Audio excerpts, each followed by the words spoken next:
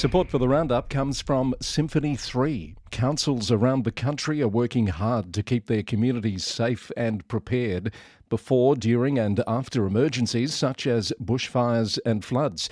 And in recent weeks, Symphony 3 has been working with councils around Victoria, including Greater Bendigo, Mildura, Ararat and Golden Plains, to create emergency dashboards, pulling together live data including weather, traffic, emergency incidents, unplanned and planned disruptions, news and social media feeds. An emergency dashboard is cost-effective and can be deployed in just 3 days. Find out more at www.symphony3.com.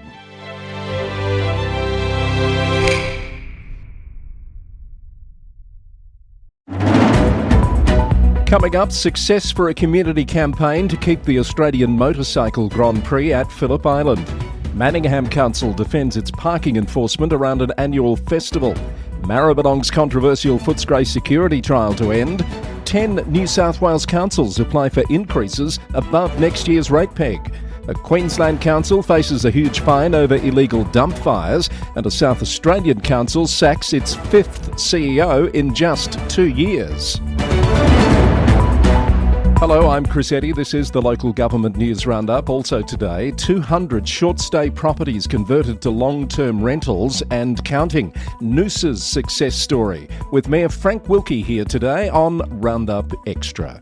Our podcast is brought to you by the Victorian Local Governance Association, the national broadcaster on all things local government, with support from Symphony 3, simple, connected customer experiences.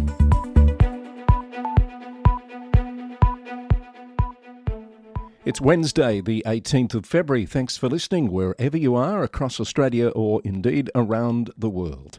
The Victorian Government has confirmed that the Australian Motorcycle Grand Prix will stay at Phillip Island, news that has been welcomed by Bass Coast Mayor Rochelle Halstead. The government rejected a proposal to relocate the event to Albert Park, instead committing additional funding to keep the race at its traditional home beyond 2026. Councillor Halstead thanked the government for its ongoing support and credited the outcome to strong community advocacy.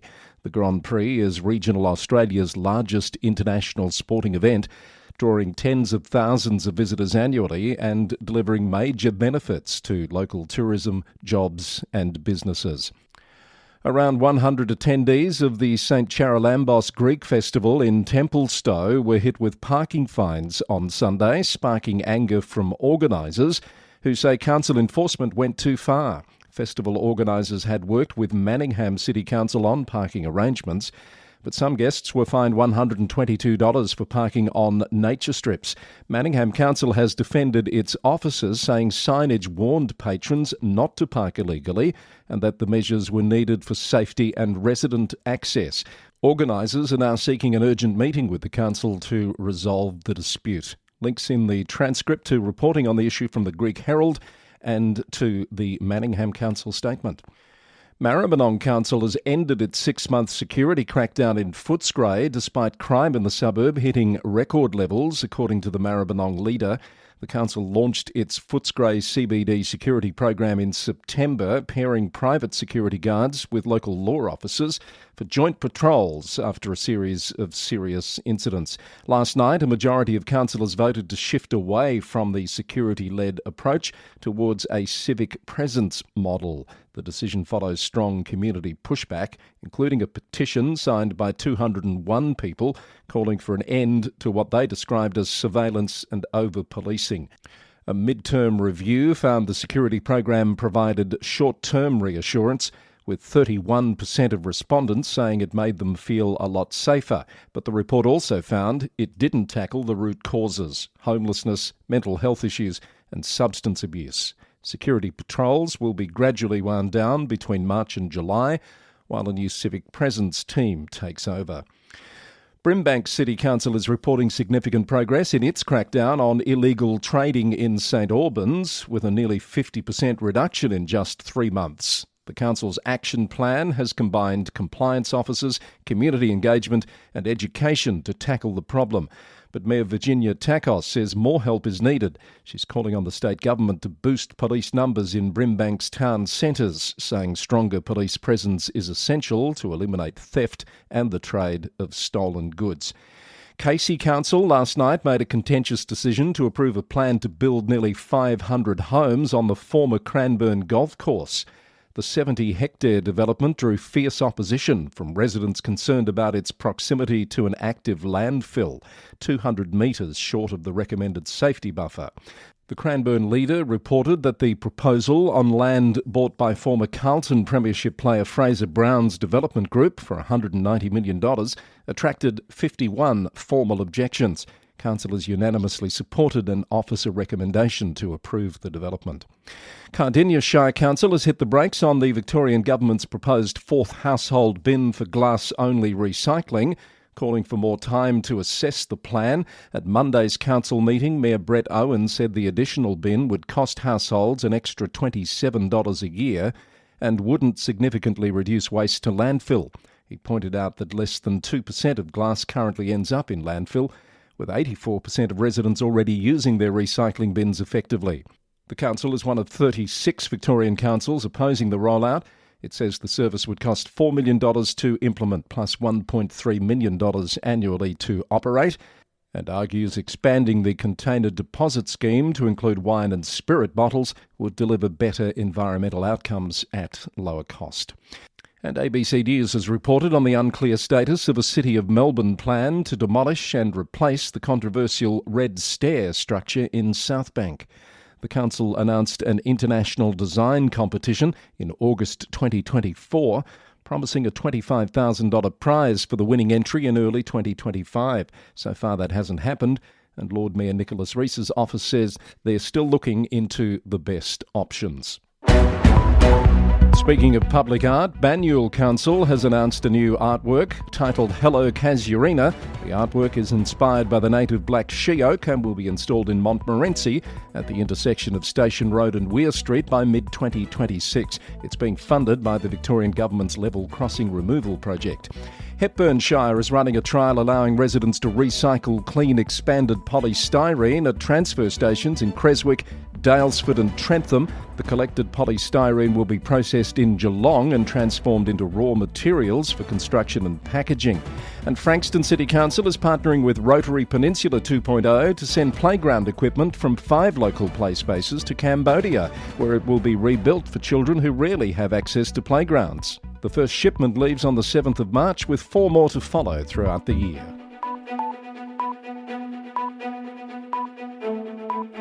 Now on the Local Government News Roundup, we head to New South Wales, and the Independent Pricing and Regulatory Tribunal is calling for community input on rate rise applications from 10 New South Wales councils.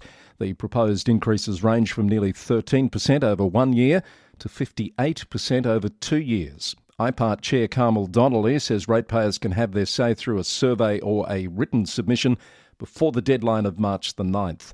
The councils seeking the increases are Ballina Shire, Blacktown City, Central Coast, Cessnock, Glen Innes Severn, Hawkesbury, Ku-ring-gai, Muswellbrook Shire, North Sydney and Uralla Shire. IPART will assess each application against government criteria, including whether councils have demonstrated the need for extra income and engaged with their communities. Final decisions are expected by June. The New South Wales Government is launching a parliamentary inquiry into reforming its controversial emergency services levy. Treasurer Daniel Mookie says the government wants to replace the current insurance-based model with a property levy like other mainland states. Local Government New South Wales is demanding any new levy be collected by Revenue New South Wales and not councils. President Darcy Byrne says councils shouldn't be forced to wear increased costs for what is a state responsibility. The Country Mayors Association of New South Wales welcomed news of the inquiry, but it also argues that the state government should collect its own levy rather than burdening councils. Chairman Mayor Rick Furman said the current system forces councils to cut essential services due to rising ESL costs that they cannot pass on to ratepayers under rate pegging. The ESL currently costs councils $236 million annually. Blue Mountain City Council is opposing a controversial Katoomba development fast-tracked by the state government. Mayor Mark Greenhill calls the process deeply flawed after the Narrow Neck Road apartment complex was declared state significant in May. It includes 200-plus apartments and 50-plus serviced apartments on bushfire-prone land. The Mayor says it's the worst we've seen in the Blue Mountains and criticised the consultation as tokenistic. The City of Newcastle has welcomed news that the state government will roll out its revolutionary development approval system across the state. Newcastle's accelerated DA system has slashed assessment times by more than 50%, processing low-risk applications in less than 10 days. The government has provided $2 million to develop a framework for other councils to adopt the model. 2 flagpoles carrying Aboriginal and Torres Strait Islander flags have been torn down by vandals in Corowa. The Border Mail reported that the poles were detached from their footings, while a nearby Australian flag was left untouched. Federation Council will spend $2,200 to repair and re-erect the poles with new service kits. The attack came after a council decision to stop displaying Indigenous flags in its chamber, and Councillor David Harrison said the vandals lacked courage and should have voiced concerns publicly rather than sneaking around in the middle of the night. More councils making news. Wollongong City Council could create compounds for seized illegal e-bikes as part of a state government crackdown. Councillor Dan Hayes told the Illawarra Mercury that a tipping point has been reached with illegal e-bike behaviour in the city. The move comes after Transport Minister John Graham announced plans to confiscate and crush non-compliant e-bikes. And Albury Council has approved a $36 million upgrade of its entertainment centre convention wing, but with strict budget conditions, according to the Border Mail. Lavington company Zorna Construction won the tender to demolish and rebuild 90% of the existing facility. Additional conditions have been imposed, preventing any cost blowouts without council approval. The project is backed by $25 million in federal and state grants. In other news, the due date is approaching for submissions to this year's National General Assembly in Canberra. Submissions must be in by the 27th of February, and registrations for the NGA in late June are now open. Tweed Shire Council is working through a massive road repair program following devastating floods. The February 2022 floods caused $310 million in damage across 3,500 sites, and the council has completed 89% of those repairs. But more recent flooding has added another 1,400 damaged sites to the workload. And Greater Hume Council has welcomed Dina Vleckert, who commenced work last week as its new General Manager. Ms Vleckert has moved from Wodonga City Council, where she held the position of Director, Community and Corporate.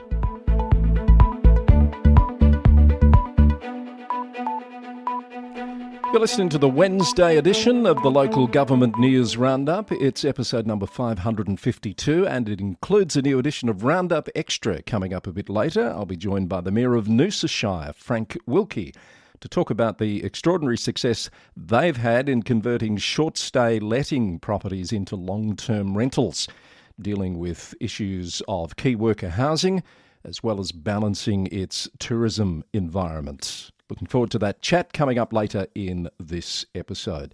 Let's go to Queensland now, where Balonne Shire Council is facing a potential $3.8 million fine over unauthorised dump fires in Dirranbandi. ABC News reported that multiple fires have been deliberately lit at the council-owned landfill in recent years, putting the community at risk of hefty penalties under environmental protection laws. The Mayor has warned residents to stop the dangerous practice or the facility will be locked down. CCTV cameras have been installed to catch the perpetrators. The Brisbane Times reports on a $57 million funding package to restore Queensland beaches damaged by Cyclone Alfred. The federal and state governments confirmed the funding on Tuesday as part of a wider environmental recovery effort. 20 projects will be carried out from Bundaberg to the Gold Coast, covering 8 councils.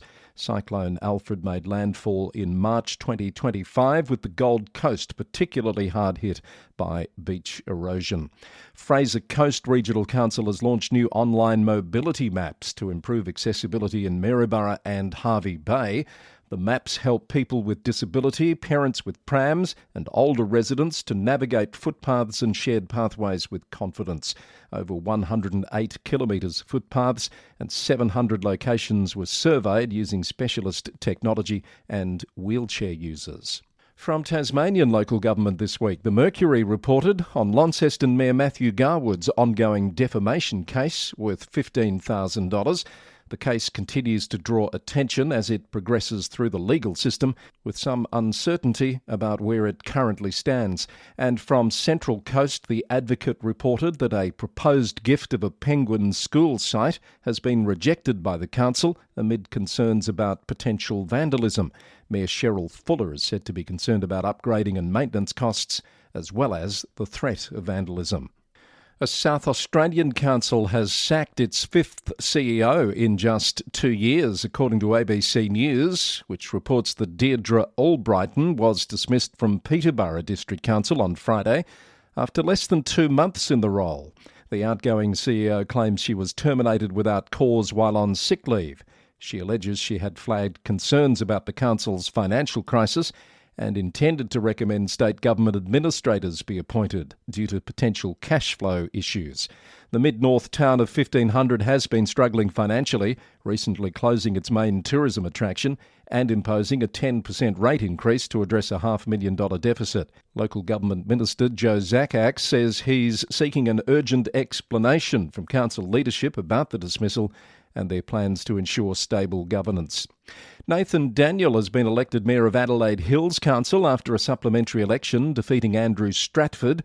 Councillor Daniel has been a councillor since 2014 and served as acting mayor since March last year. He says he's honoured by the community's trust and will focus on protecting the Hills' character, financial sustainability, environmental care and sport and recreation facilities. Jan Claire Wisdom quit the position last September, triggering that supplementary election. The Deputy Mayor position will be decided at the next council meeting on February 24. And in news out of Western Australia, the city of Kalgoorlie-Boulder has extended acting CEO Mal Osborne's contract through to late March, providing continuity while Chief Executive Andrew Bryan remains on leave. In a separate development, Mr Bryan has confirmed he won't be seeking a contract extension when his current term expires in March next year. Council says the early notice allows plenty of time for succession planning and a smooth leadership transition.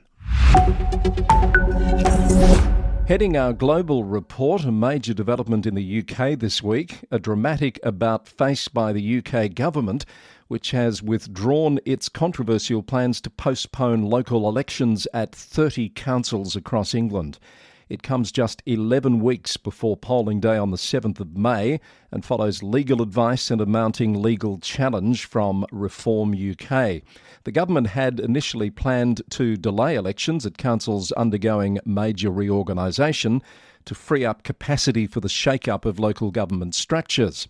However, Reform UK launched a High Court challenge, arguing the delays were undemocratic, with a hearing scheduled for Thursday. Secretary of State Steve Reid has written to affected councils, promising £63 million in additional funding to deliver both the reorganisation and the elections, as reported by the BBC. The decision has sparked a mixed response from local leaders, with some supportive and others describing a sense of whiplash after the about turn. The affected councils are predominantly Labor-controlled, according to Local Government Chronicle analysis. Of the 29 councils where postponements were planned, 16 have Labor majorities, 4 are Conservative and 1 is Liberal Democrat. Jonathan Carr-West, the Chief Executive of the Local Government Information Unit, said the government had lost a fight it should never have picked and was playing fast and loose with the foundations of democracy. More reactions in a longer-form story on this issue can be found on the Local Government News Roundup website. Head to lgnewsroundup.com. Elsewhere, the Trump administration's plan in the US to convert commercial warehouses into immigration detention centres has sparked fierce opposition across multiple states, according to USA Today. Deals have collapsed in Oklahoma City, Salt Lake City and Virginia after protests and pressure from residents, local councils and politicians from both parties.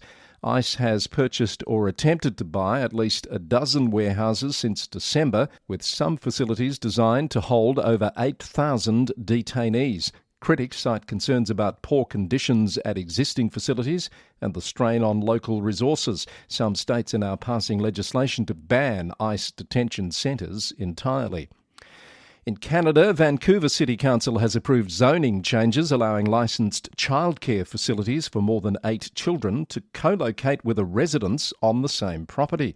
The amendment requires the childcare to be in a separate unit with its own entrance.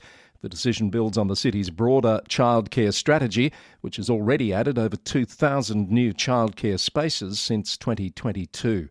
The change aims to help operators expand while living on site, including the option to use laneway houses. Winnipeg Councillor Evan Duncan is shelving a proposed bylaw that would have banned protests within 100 metres of schools, hospitals and places of worship. CBC reported the move follows community pushback over concerns the rules were too broad and could infringe on charter rights to free expression. Duncan now says new federal legislation addresses much of what the bylaw intended to tackle. Despite the reversal, critics still plan to rally at City Hall to voice their opposition to the proposal this week. And finally, in New Zealand, Rakaya's salmon sculpture has been defaced in an act of activism, prompting the Ashburton District Council to inspect the structure and report the incident to police. Mayor Liz McMillan says the vandalism was disappointing, particularly given the community effort involved in the sculpture's restoration. It is a pleasure to have on Roundup Extra this week the Mayor of Noosa Shire in Queensland, Councillor Frank Wilkie. Frank, lovely to meet you and to have you on the show. Thank you for the invitation, Chris. And you've been the mayor there for a couple of years now, but your association with the council goes back much further. You must feel like you know how the town ticks, how the community works there. You get some sort of a sense, but there's always something new in local government, Yes. Something new trend you have to accommodate and get across. And after being deputy mayor for 8 years, how do you feel you've taken to the mayoralty? I've really enjoyed it. It's been a great challenge. The demands on the time have increased exponentially, but I consider it a huge privilege, and I'm really enjoying it. Terrific. What I wanted to mainly talk to you about today is some recent data, some information you released there about how you're dealing with the issue of short-term accommodation. I think this is of great relevance to councils right across the country, and I want to dig in a little bit to what you've done there, which seems to be having some impact. How did this become a pressing issue for you in the first place? Well, I'd say it was in the 2016-2020 term when we started to get an influx of phone calls from very distressed residents who were having their evenings, weekdays, weeknights, weekend nights, disturbed by the sound of revelling visitors in residential neighbourhoods that have traditionally been quiet residential areas. And we knew that short-term accommodation booking platforms had been gaining traction, but they were getting to a point now where the number of complaints that the town planning department were fielding were greater than any other. Also, the community development department were fielding calls from distressed families who were being told to vacate long-term rental premises, which were being converted to short-term accommodation properties. So there was the displacement of long-term locals and also the disturbance of residential neighbourhoods. And does this sort of time in with the rise in popularity of Airbnb and other platforms like that? Do you think that's what's been behind that change? That's what it coincided with, yes. We knew that they'd been a factor, but they just seemed to reach a critical mass where the number of complaints were huge, and the number of families being displaced from long-term residential rentals was very noticeable, and the police were unable to deal with the noise complaints. They've got their hands tied with other more pressing issues like domestic violence and yes, so on. Yes, of course. Yes. And I think I read that that's becoming an issue for essential workers, that you need to come and do the jobs that need to be done in the Shire to actually find somewhere to live. That's right. It's a paradox. The The rise of visitor accommodation coincided with the decline in available accommodation for workers, key workers servicing the visitors. So the more visitor accommodation that was provided, the less was available for the key workers servicing those visitors. Yeah, as you say, a paradox, a bit of a vicious circle because the tourism's such a big part of your local economy, isn't it?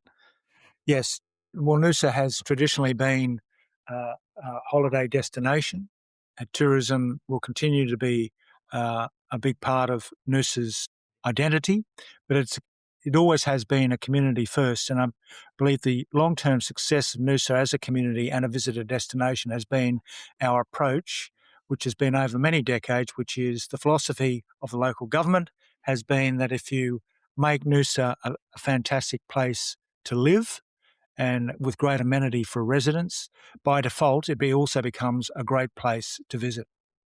And obviously, you're doing something right there. I also read that you've been named one of the most welcoming towns on the planet, Frank. Yes, so that's a wonderful accolade because many of us moved here after visiting in the first instance. When we came, we loved the natural beauty of Noosa, but also the way the locals made you feel. And you felt it's a place where you can come and live like a local. The people are friendly, they're welcoming, and it's just wonderful to see that after all these decades, that feeling is still there. That spirit, that welcoming spirit is still there because many of us living in Noosa came here as visitors first. Yes, of course, that makes sense. So this was the Booking.com Annual Traveller Review Awards, and you're the only Australian destination on that list, I understand. We are this year. I have to give a shout out to Mullaney. I believe they were in the top 10 list last year, and they're in the Blackall Range in the neighbouring shire of Sunshine Coast. Right. So they're doing something right as well. Excellent. So take me back to 2022. You became the first council in Queensland to regulate short stay letting under a local law. Did you feel a bit miffed that you had to take that step yourself to do something about this problem that councils across the country are dealing with? Yes, we took a leaf out of the book of, I think it was Mornington down in Mornington Peninsula Shire. Mornington Peninsula down in Victoria. They had a local law because they were dealing with similar issues. So we based it on that. We became the first council in Queensland to introduce it because it's the only way to regulate the visitor excesses of visitor behaviour, which was disturbing some residential neighbourhoods. We managed the proliferation and spread of short-term accommodation through our planning scheme settings. But in terms of visitor behaviour, it's the local law which requires a property that has legitimate town planning approval to get approval under the local law, which means they abide by a code of conduct, which basically says you park your cars off the street, no noises at unreasonable hours, deal with your waste accordingly. Just be a good neighbour. And each property is required to have a manager who lives within a 20-kilometre radius. There's a complaints hotline which is on a sign out the front of every registered short-term accommodation property in the Shire that neighbours can call if they're having their amenity disturbed at any hour of the night. And the local law requires that the manager of that property responds and deals with that issue within half an hour. Wow. And if the issue isn't dealt with within half an hour or at all, there are fines, stiff fines, $800 plus fines. And it's been very effective. So where does the hotline call go to when someone rings it? It goes to a body called Peak Services, which is a Local Government Association of Queensland service provider, and they take the call. They then contact the relevant property manager who must respond within half an hour. And each of those calls are logged, and our local laws team keeps a log of each call and how it was handled as well. And the half an hour, I mean, that seems very tight to me. How has that gone down? Do you find that people do comply within that period of time? Absolutely. Often all it takes is, from what I understand, is a phone call to the property and tell them that you're making noise. Put the owner in breach of the local law approval conditions if you keep the noise up. And most people just need that one phone call. Yeah. So what was the initial reaction from property owners and the tourism industry to the introduction of the law? Because I imagine there might have been some pessimism about whether it would make a difference. Look, there was some resistance at first because, as we mentioned before, Noosa is a hospitality town and it has a history of holiday letting. And there were real estate and letting agents that were managing their properties very, very well already. So the council took a leaf out of their book, learned from them about what they were doing.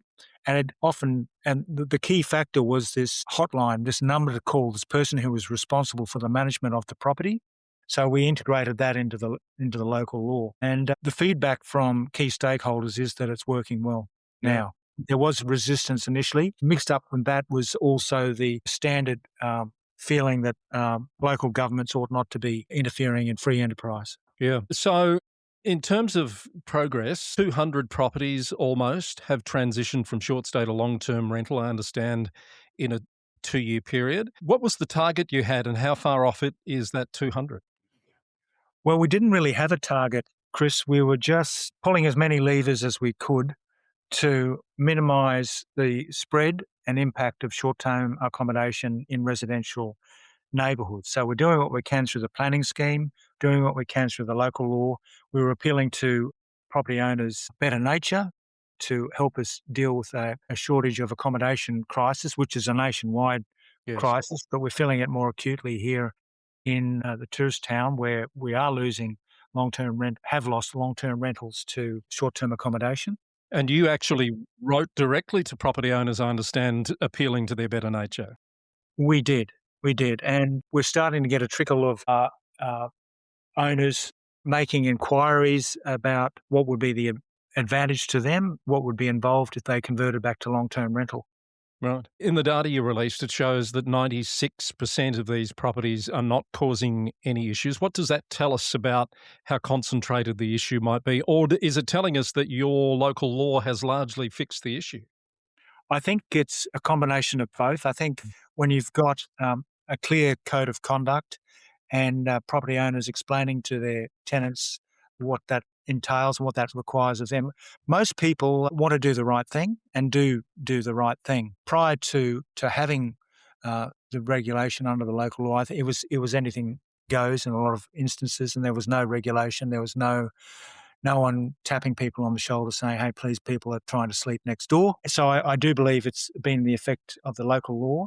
But also, as you said, it just indicates that there's a very small percentage of properties that are persistently difficult. It's a good indication of how the local law enforcement team needs to concentrate their efforts rather than having a broad scattergun approach. There's only 3% of properties which are persistently difficult. On the key worker front, Frank, are there other things you have in mind, other levers, other measures that you think you might still be looking to make? Yes, so through the planning scheme, we've just introduced a raft of planning scheme amendments which offer incentives for property developers to provide smaller, therefore I wouldn't say they're affordable, but they're less expensive dwellings. Incentives for property developers to provide a proportion of their development be truly affordable homes that is managed by a community housing provider. We've partnered with a community housing provider in a development out at Karoi, which will put 25 small 1 and 2 bedroom social housing units on available for residents who are sort of more vulnerable. And we've waived infrastructure charges for secondary dwellings, which are becoming far more numerous. Yeah. On that front about gathering levies, etc., in Victoria, there's a 7.5% levy on booking platforms, which is meant to fund social and affordable housing, with 25% going to regional Victoria. Do you have a view about whether that sort of state-level intervention should be considered for Queensland? Yes. So we're trying to get a version of the idea called a bed tax introduced in Noosa. And so that's a way that a local government, well, we're hoping that the local government would be able to levy each short-term accommodation property per night, per person, and use that money to provide for the infrastructure and services that both residents and visitors enjoy. There's also but we need to advocate at a state level for that. Yeah. And what we're hoping for the state to do is amend the state legislation, which gives local governments the capacity to opt in to applying a visitor levy or a visitor tax. It makes sense if something can happen at that level rather than everyone having to do what you're doing, which is really build this system from the ground up. Yes. Yes. So a lot of there are other councils throughout Queensland who are doing all they can to attract visitors. Noosa is in the fortunate position doesn't have that problem. We're needing to sustainably manage visitor numbers and make sure that the amenity and integrity of our communities remains intact and the residential amenity is protected. But also when people come here, they don't feel that the place has become overcrowded or degraded as a result of unsustainable numbers. The reason why we do charge a higher rate in the dollar for short-term accommodation properties is because it's a way of keeping rates lower for residential ratepayers and having owners of short-term accommodation properties, and therefore the visitor, contribute a little bit more to the upkeep of the roads, parks, the infrastructure, the maintenance of the beaches that everyone enjoys. A delicate balance, no doubt. Do you have any concerns that it could in some way harm the overall tourism appeal in the longer term? Well, we're always aiming to strike the right balance. Noosa will always be a welcoming place, and the fact that we've attracted that recognition through Booking.com is a really healthy sign that despite all the inroads we've made with short-term accommodation over the last 4 years, when we introduced the Noosa planning scheme in 2020, that's where we first made short-term accommodation an inconsistent use in low-density residential neighbourhoods. 2022, we introduced Queensland's first local law, but it was all about balance and preserving the Noosa experience and residential amenity, which is enjoyed by not only residents, by people when they want to come and experience Noosa and live like a local. And I see Brisbane City Council is looking to introduce a similar law based on your model. Have you got any words of advice or wisdom for council people that might be listening who are just starting down this path? We found it very effective way of managing disturbances to residential amenity in neighbourhoods. But it's going to be different for every local government area. Every local government area has its nuances. I'm unsure as to whether Brisbane has the same percentage saturation rates of short-term accommodation in their residential neighbourhoods as Noosa does, because Noosa has been traditionally a visitor destination. And yeah, there'll be nuances for every local government area which have to be respected. Frank, it seems to be having an impact. It's going in the right direction. I hope that continues for you. And it's been a delight to talk to you and unpack all of that here today on the podcast. Chris, thank you very much for your interest. Frank Wilkie, my guest there on Roundup Extra today, the Mayor of Noosa Shire. There's a dedicated page of special guest interviews from Roundup Extra on our website. Head to lgnewsroundup.com to catch up there. That's also where you'll find a transcript for today's show with links to the stories that we've referenced. Our podcast is brought to you by the Victorian Local Governance Association with support from Symphony 3. Head to symphony3.com to find out more about Smart Glue. The Local Government News Roundup is recorded in the city of Greater Geelong, Victoria, on the land of the Wadawurrung people of the Kulin Nation. Until next time, thanks for listening and bye for now.